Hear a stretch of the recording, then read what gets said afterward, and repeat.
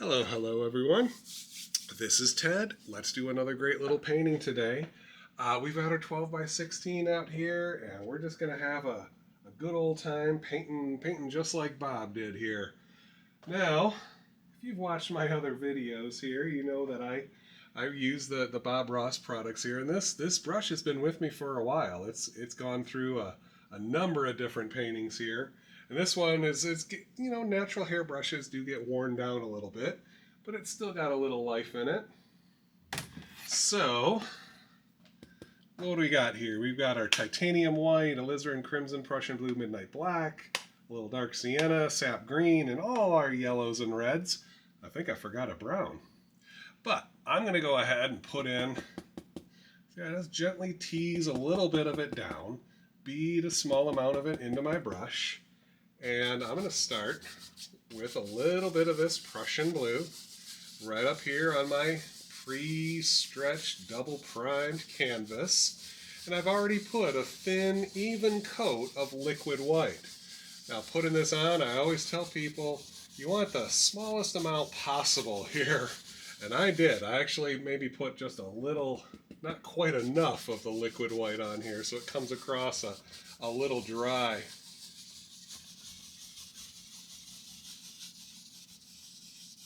So I'm bringing this down about halfway or so.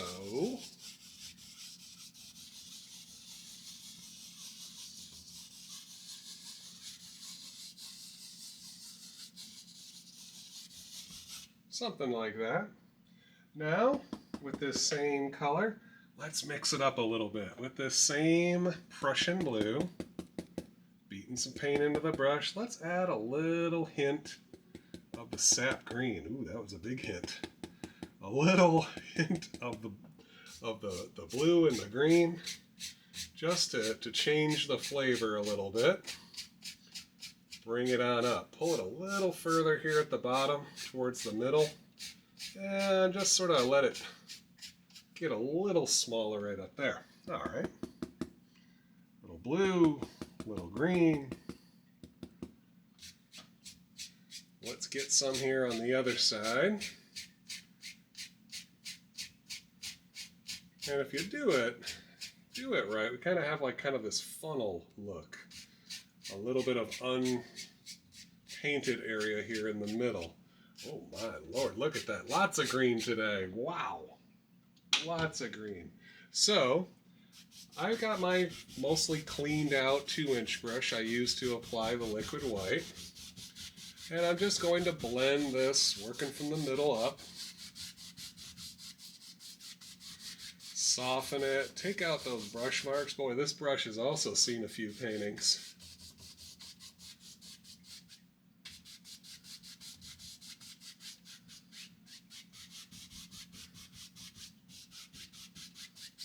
There we go. Now wipe off some of that excess paint, and let's see about pulling some of this across here. Gotta put a little force in it there. Pull some of that paint.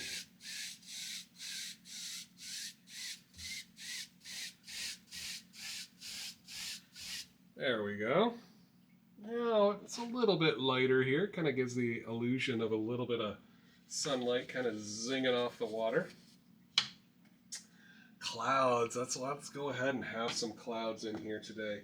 Before I do that, I'm going to clean this dirty old brush. Get some of that blue and especially the green out of it. I think here today, we're going to get a little fancy here. I'm going to come into a little bit of the midnight black. Ooh. Just a little bit of it. Beat some of that into my brush. And maybe we'll have some shadows in our clouds. So I'm just going to drop in little circle shapes here, just trying to create some dark things here. Now normally I only like to do one cloud at a time here, but I'm going to try to drop in 2 clouds. There we go. And with my 2-inch brush, let's just soften it just a little bit. Knock off some of that excess paint,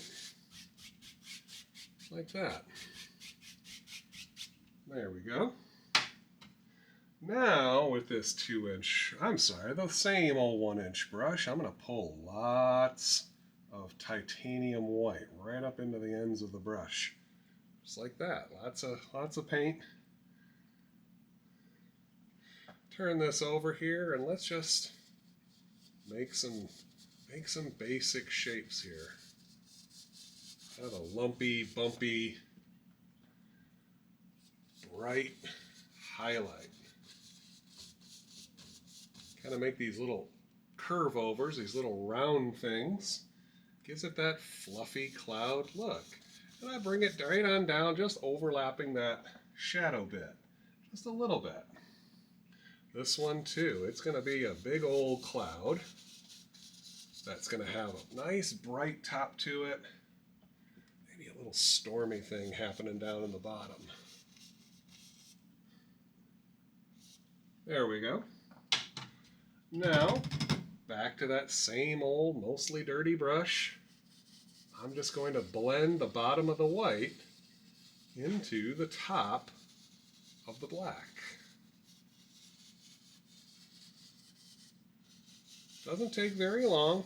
Keep that brush moving or else it'll all go away.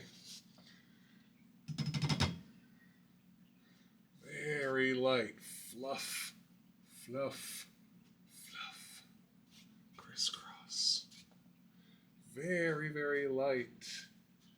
Don't want to drag all that paint up. Just want to sit it down in these chunky bits here. Not make it all go away. There we go. Look at that. A couple of fluffy little clouds. All right, what's next? What is next? Well, I need a knife, don't I? Wow, where did my knife go? Somewhere around here. I must have put it away.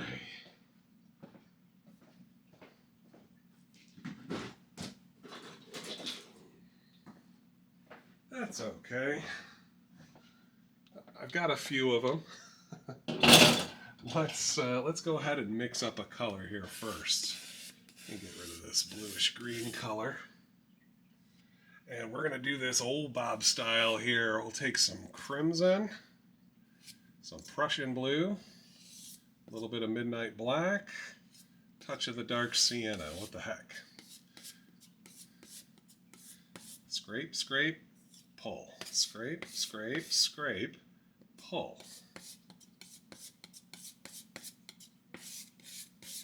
And there's a nice dark color. Pull that out nice and flat. Cut off a roll of paint. Hopefully you guys can see that. And I tell you, let's go ahead and let's make a big old mountain range here. Ooh, this mountain's gonna grow. So, just pushing this paint in, pushing it in. Our most important thing is getting a nice clean outside edge. So if it's not clean, just get a new roll and push hard enough so that it just makes a nice darkness to it. And maybe this just kind of slides around here. Not really concerned about too much, just sort of let things happen. And look at how it just overlaps some of that cloud. Pushes that cloud behind the mountain.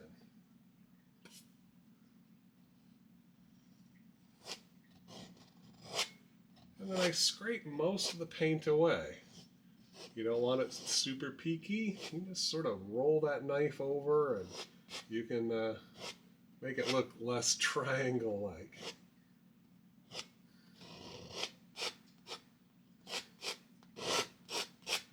Pushing that paint in and scraping it off. Pushing it in, scraping it off. So I have just a little bit of residue here, which I'm going to use to build out my mountain. I can't even talk. It doesn't take that much. So once again, I'm going to clean out my 1-inch brush here. I guess I'm just using the dirtiest, oldest brushes here today. Oh, Oh, just knocking stuff over.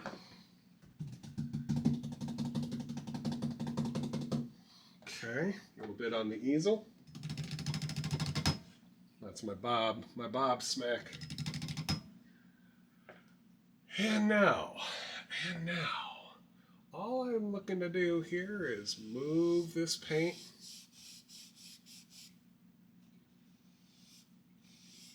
while filling in the rest of the mountain. This can be used as a guide in whatever you pull to the right. Might be the highlights. Anything you pull to the left could be the shadows. But as Bob says, we're not committed. We can change things as many times as you like here. We don't have to make a final decision now. All we want to do is just move the paint, fill it in down towards the bottom here.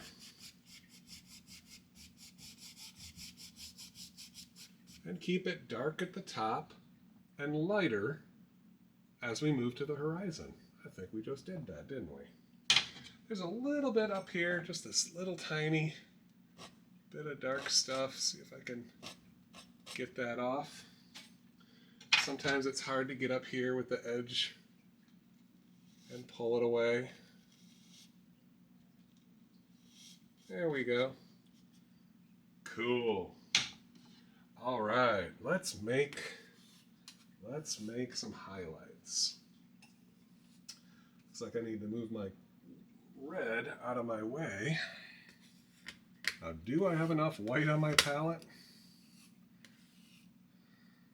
I do tend to waste a lot of paint here, so today I tried to put out just enough paint to do my painting without it going to waste. Pull it out nice and flat.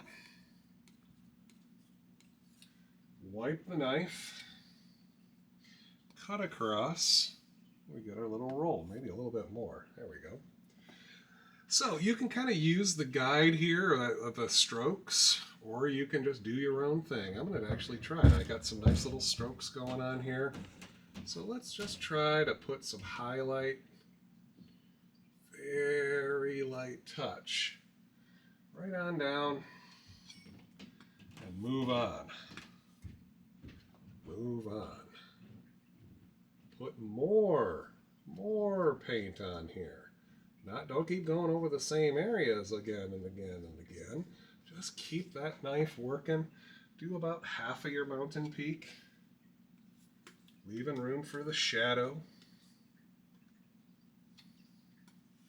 and move on. There's always a chance to go back and do more, but if we just keep going over and over, then we run out of room. So today, instead of doing these super long pathways Bob likes to do, occasionally he'll do these just light little touches like this. Just little beep, beep, beep, little tiny touches. Different ways to make the same effect. Just all these little craggy areas here. And, when you have bigger canvases, you might want to try doing more at once. These big long pathways, but this shorter, smaller canvas here, maybe not so much, especially with this big old knife. It can get away from you pretty quick. So,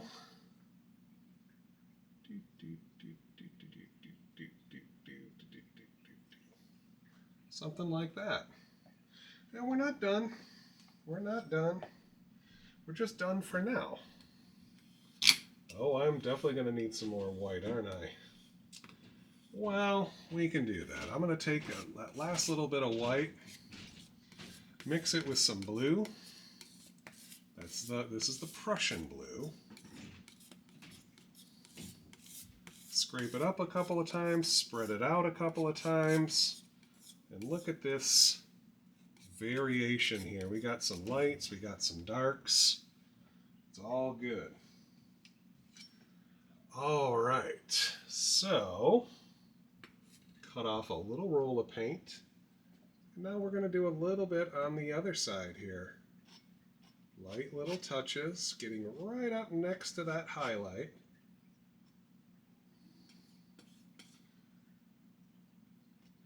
And pulling it in the opposite direction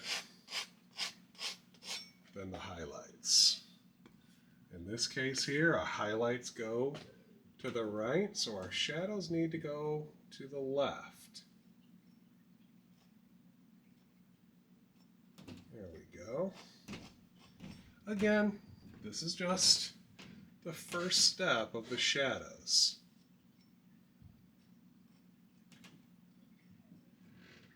We're going to be doing all sorts of wacky things here, so we don't have to do every last square centimeter at this point.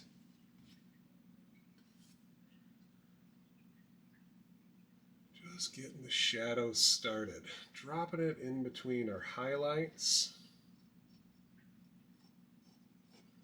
Wherever you think things are in a little bit deeper shadow. See how I'm kind of pulling some of this across? I pull it across the area where this highlight isn't. And it just makes it a little easier. Kind of gives this look just all these little kind of crisscrossy type effects here. Makes it look a little more three-dimensional. Another way to make it three-dimensional is to get some more white. And we'll go back to our highlights here and start playing around, see what effects we can create. I have just the barest hint of an idea of what I'm doing here. I don't know. I'm going to try to create this effect. We'll see how well I do. So I want to bring this peak down. I want to bring this peak kind of across. Notice how I'm always pulling down to the right. So these two peaks kind of link up. See that? Just bringing this over, barely skimming the canvas. And now these peaks somewhat match up. Bring it down just a little further. I can make it a little bit more, something like that. Not too shabby. Maybe I should try that again. Maybe we've got another peak.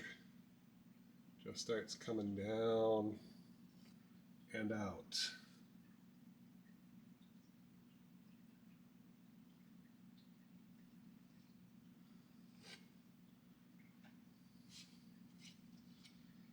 Get that little highlight started. Let's give it a little shadow. Look at that, we created a whole new ridge line.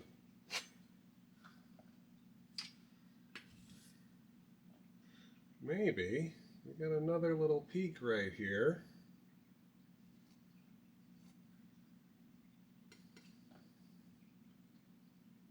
Give it its own little shadow.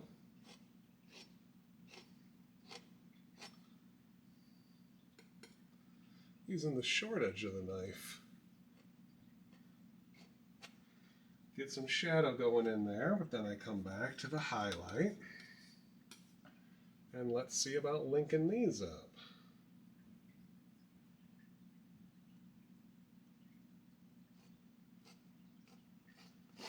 There we go.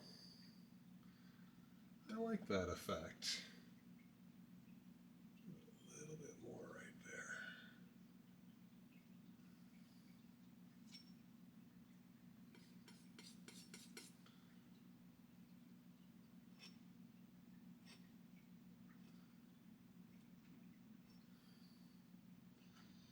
there. Nice. I love using that small edge there. You're able to sneak into those tiny areas. The long edge just can't reach.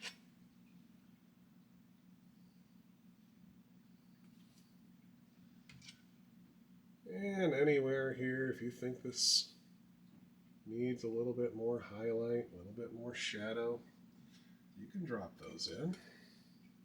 Let's pick out a couple of these spots here and just add in a little bit of shadow. Give this mountain a little more character. Whoop. There's a little happy accident there.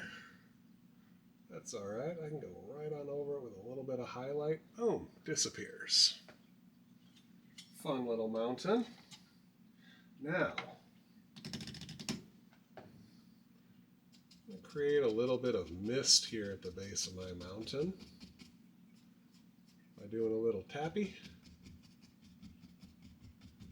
Just enough to diffuse it. Little sweepy to take out those tappies. That sounds like I'm teaching my young kids here. Tappies, little sweepies. Following the basic angles that we've created here. Look at that, just a little bit of mist.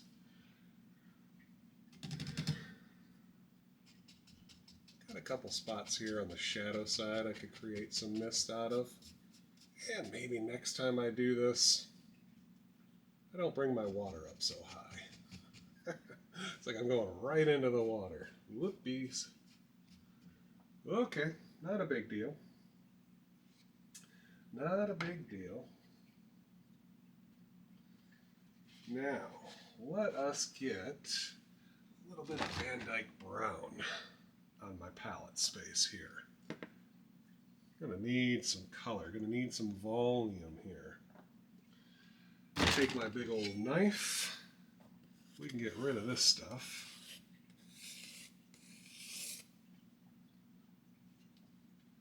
Let's take the rest of that blue, all of this stuff here, add in, oh, let's just go with the rest of the black, a nice hunk of brown, big old hunk of green. So what we're going for here is a very dark color with a little green hint to it. The purpley crimson blue color makes a purple. The brown, black, and green dulls it down. A little bit more green, a little higher concentration of the green gives you that little bit of green residue. To show you what it looks like, I'm just going to show you here. A little bit of that color mixed in with some white. You see that? Just kind of this really almost olive dark green. And I get rid of that because I don't want to accidentally put anything light into this color. Now today I'm using a brand new fan brush just for you folks here. Let's see here. Pull it open, get the thing, boom, brand new fan brush. No need to clean it. Sometimes they might have a little bit of powder residue on it just to keep the bristles nice and clean, but I just dipped it into my odorless paint thinner. You don't really have to, I don't think. Some of the brushes are shaped a certain way. The fan brushes should come out of there just fine. So, what are we going to do with this fan brush? Happy trees time. Happy, happy trees. Lots of paint, pulled nice and smooth. Get some paint on the brush, shape it, and smooth it. Ooh, must be a very important message. Not really. All right, how about a big old tree right here? Touch. Ooh, let's try getting that correct. Touch, touch, touch, touch, touch. Get my brush out. It's there, nice and shaped again. Look at that, a little errant hair. Sometimes you get those on a brand new brush. Touch, touch, touch, touch, touch. Just tapping with the corner of the brush, letting the bristles bend. And I just start tapping, working my way down. I like to fill in that center, make it nice and dark, while working my way out to the left and to the right. Now, like I said here, if I would have kept a little bit more of a misty area, I wouldn't have brought my water all the way up here. I could have brought this tree down a little lower. But since I didn't, we're going to try to end these trees before the water starts. And with this thinner consistency paint, it should stick right on top of your thick mountain layers here. And let's see here. Maybe we're going to have a little sense here that our land is moving away from us as we go left to right here. So this is going to be further away from us than these trees. If it helps you, think of these trees as the same height. This one's just further away. Maybe we got a couple little guys right here. Just touching, letting the bristles do the majority of the work for you. Oh, maybe a little baby guy over here. Or it could be the biggest tree in the forest. I don't know. It's just really far away. I don't know. Not sure I like that one. Sometimes the light is bright and glary here in the studio so you guys can see. But it makes it harder for me to see when the light's reflecting off of it. There we go. That one looks a little more tree-like. There we go. Oh boy, here I am. Fiddling and fiddling. Okay, so we've got a couple of nice little trees up there. I'm going to come back with my 1-inch brush and I'm going to get some paint on the top half of the brush. Right on the tips of the bristles, but just some of the brush. That way I don't overdo it. And I'm just going to drop in little indications of bushes, foliage, something like that. There we go, and you can see here I use that to cover up any of that water that might be peeking through. And now we're going to force the eye to see some land. Tap a little harder, more paint comes off. The darker it is, the better at this point. There we go. And I go a little bit lower on this side. We're going to give that indication, as I said here, that things are a little bit further away from us as we look off to the right. So just not doing so much. Let's take that mostly dirty old brush here, press in, and let's pull some of that color down and create the illusion of reflections. There we go, maybe a little bit further where that big old tall tree is. Just a little bit. Brush it sideways. There we go. And you know what?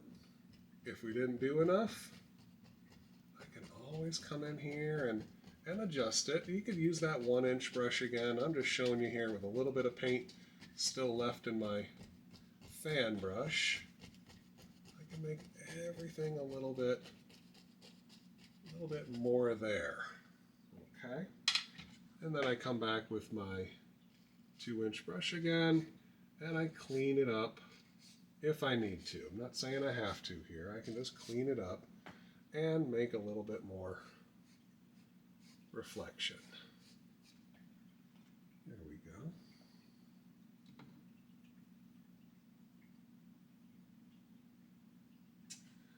Alrighty, let's clean out that 1-inch brush.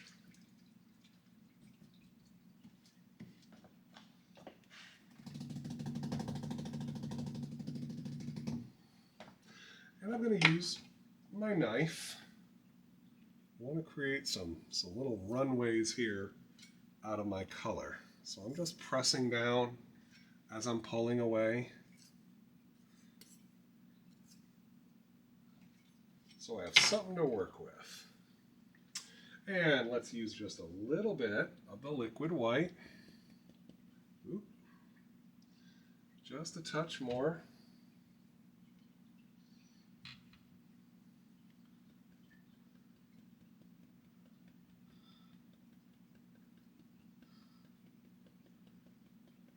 Look at that. Nice bit of paint right up here on the tips of the bristles. so that I can come over, pick out some spots, and create some little bushy highlights here and there.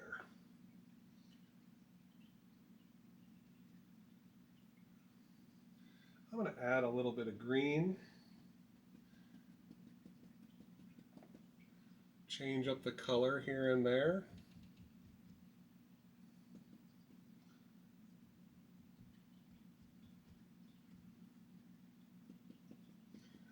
And I'll come in and add some Indian yellow in some spots. Maybe a little bit of yellow ochre on a couple of these. Doesn't really matter.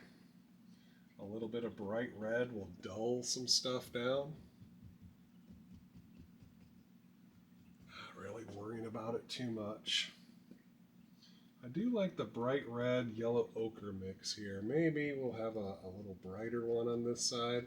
It kind of comes down in front of a bush here and there.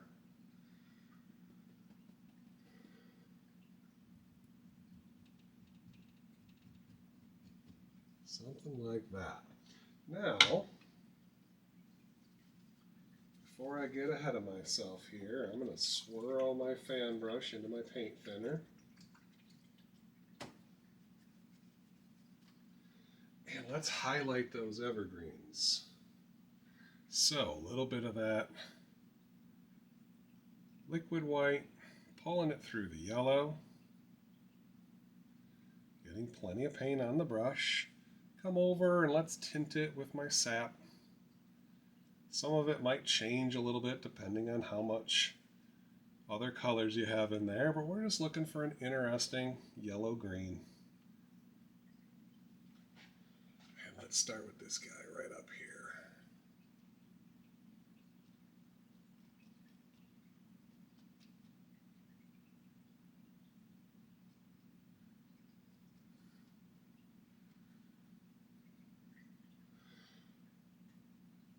Touch, getting some out there. On these further away ones, it may not need any, or just very little indications there. Now I like to wipe a lot of the paint out of my brush, and maybe we can create some little foliage and underbrush of different colors here. Just sort of bashing that brush upward, bending the bristles, creating some different effects under these bushes as it's working its way down to the water. See that? Just some little interesting things happening there. And if you happen to get a little bit of this into the water now and again, a little bit of the white and yellows and oranges, greens, yellow ochres, doesn't really matter. I'm going to come back here with my 2-inch brush, grab a little bit of it, pull some of it down, brush it sideways, and get a little bit of reflected light in the water. Okay, going back to my liquid white, a little bit of titanium white mixed together. If there's the slightest hint of another color, it's not a big deal. I had a little dark sienna kind of laying right there. It's just so it's not stark white. It's a little off. A little bit here on the edge of the knife, and I just saw.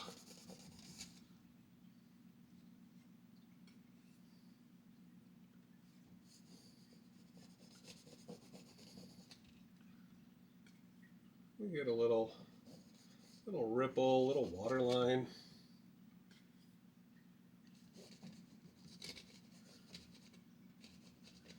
If it gets a little too strong, just keep going.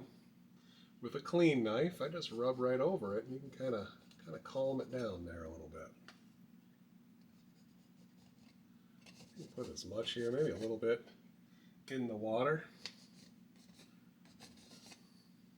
Little ripple there.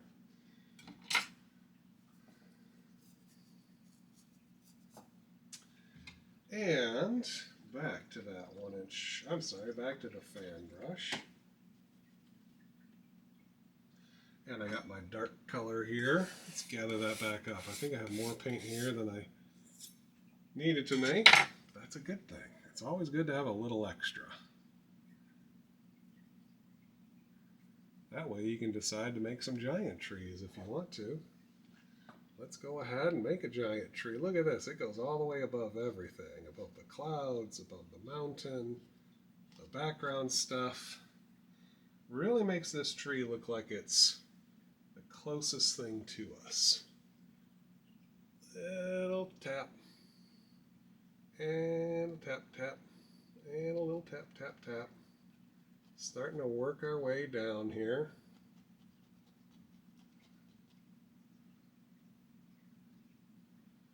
Get this little, it's almost like, well, Bob calls it a Z pattern.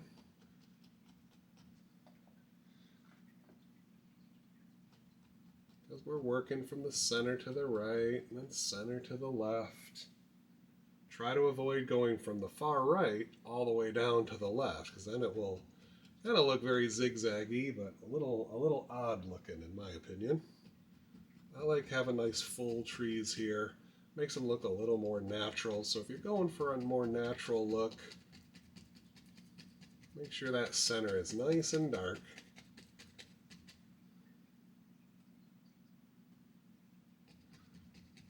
And we just drop in a big old tree. Working our way right on down. Oh, let's just say that far. Now, there may be a spot here or two you can adjust. There we go. Big old tree. I don't really have too much more paint to do any more there, but I do have enough to make a couple of close-up bushes here.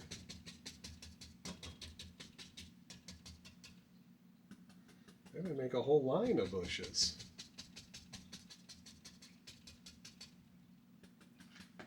Maybe this tree just kind of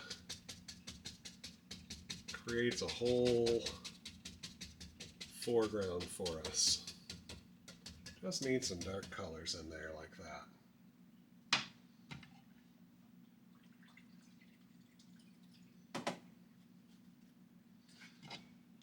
Well, just about everything I've done skill-wise in here, we're just going to do again. So go back to those highlights of my evergreen here. I think I need just a touch more of the sap green. There it is. One thing I like to do in these foreground trees, let's give it that little stalk right up at the top. Bink, bink. There it is. And maybe add some little sticks and twigs down here just by touching and moving some of this color up. Creates all these little grassy stick-like details. There we go. You could even scratch in some white ones, but I like to do that at the end. Now, with our fan brush here loaded up for paint, I start tapping. Pop, pop, pop, pop, pop, pop, pop, pop, pop, pop.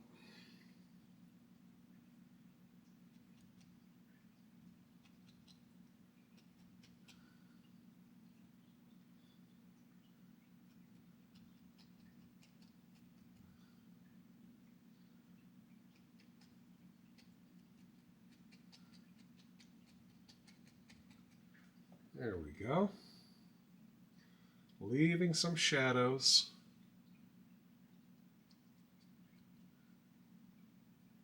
Gotta have the place for the squirrels to hang out, right? That's what Bob teaches us, leaving some of the dark so that the light stands out. And what else do I got here? I'm going to come back and I'm going to load this brush full of paint this time. Lots and lots of color. And let's create nice lacy looking highlights to the bushes that we got coming down here. Some yellows and greens and yellow ochres. Doesn't really matter. Change up the colors here.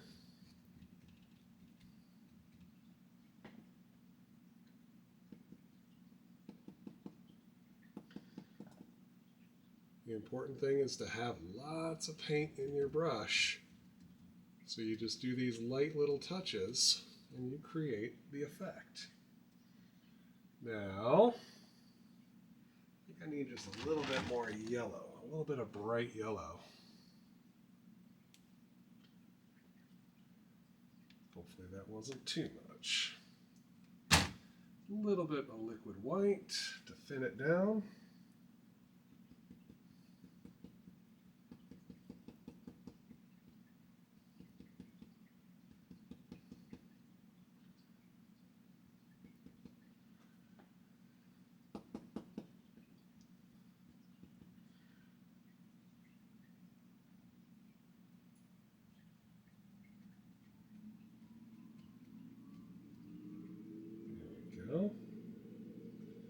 Touch of the bright red creates a lovely orange color.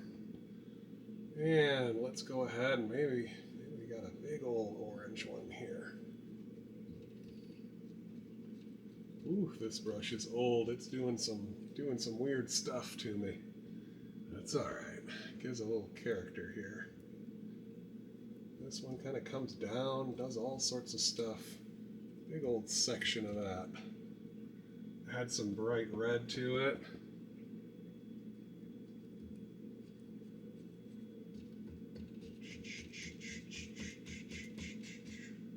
Add in some little grassy things down to the bottom. Love it. All right, now we got some sticks and twigs here in the dark areas.